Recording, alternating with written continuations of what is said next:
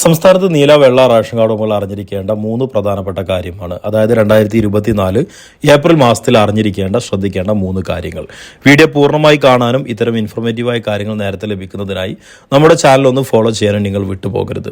അപ്പോൾ ഇതിൽ ആദ്യത്തെ പ്രധാനപ്പെട്ട കാര്യം, സംസ്ഥാനത്ത് ഏപ്രിൽ മാസത്തിലെ റേഷൻ വിതരണം ആരംഭിച്ചിട്ടുണ്ട്. ഇതിൽ നീല വെള്ള കാർഡ് ഉടമകൾക്ക് ലഭിക്കുന്ന ആനുകൂല്യങ്ങൾ പരിശോധിക്കുമ്പോൾ, അതല്ലെങ്കിൽ റേഷൻ വിഹിതം പരിശോധിക്കുമ്പോൾ, നീല കളർ റേഷൻ കാർഡ് ഉടമകൾക്ക് കാർഡിലെ ഓരോ അംഗത്തിനും 2 കിലോഗ്രാം അരി വീതം കിലോയ്ക്ക് 4 രൂപ നിരക്കിൽ വിതരണം ചെയ്യുന്നുണ്ട്.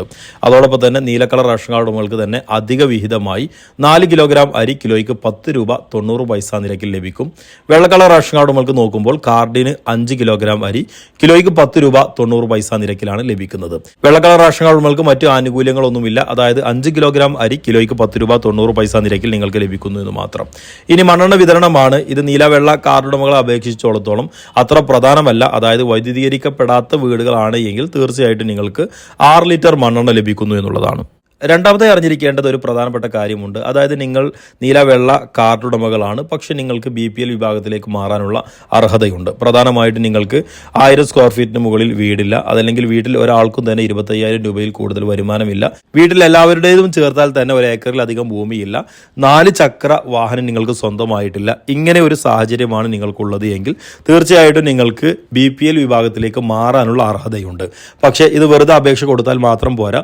നിങ്ങളുടെ വീട്ടിൽ വിധവയാണ് ഗ്രഹനാഥ എങ്കിൽ, അതല്ലെങ്കിൽ നിത്യരോഗികൾ ഉണ്ട് എങ്കിൽ, അത്തരം സാഹചര്യം ഉണ്ട് എങ്കിൽ അതുകൂടി ഇതിൻ്റെ കൂട്ടത്തിൽ അപേക്ഷയുടെ കൂടെ അതിൻ്റെ രേഖകൾ കൂടി സമർപ്പിക്കാൻ വേണ്ടി പ്രത്യേകം ശ്രദ്ധിക്കണം.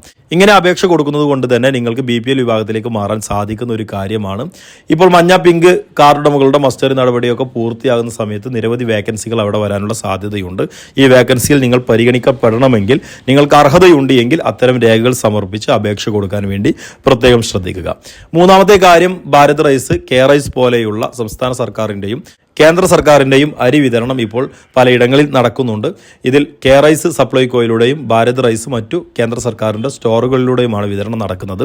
ഇതിൽ സംസ്ഥാന സർക്കാർ വിതരണം ചെയ്യുന്ന റൈസ് സപ്ലൈകോ ഔട്ട്ലെറ്റുകളിലൂടെയും അതോടൊപ്പം തന്നെ ഭാരത് റൈസ് തെരഞ്ഞെടുക്കപ്പെട്ട കേന്ദ്ര സർക്കാരിൻ്റെ തന്നെ വിവിധ സ്റ്റോറുകളിലൂടെയാണ് വിതരണം ചെയ്യുന്നത്. ഓൺലൈനിലൂടെ ഭാരത് റൈസിൻ്റെ വിതരണം ഉണ്ടാകുമെന്ന് പറഞ്ഞിരുന്നു, പക്ഷേ കേരളത്തിൽ അതിനുള്ള സൗകര്യമായിട്ടില്ല.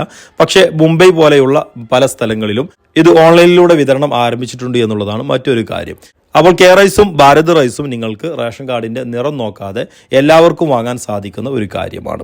അപ്പോൾ ഇന്നത്തെ വീഡിയോയിൽ പങ്കുവച്ചിരിക്കുന്നത് നീല വെള്ള കാർഡ് ഉടമകൾ 2024 ഏപ്രിൽ മാസത്തിൽ അറിഞ്ഞിരിക്കേണ്ട ശ്രദ്ധിക്കേണ്ട ഏറ്റവും പ്രധാനപ്പെട്ട 3 കാര്യങ്ങളാണ്.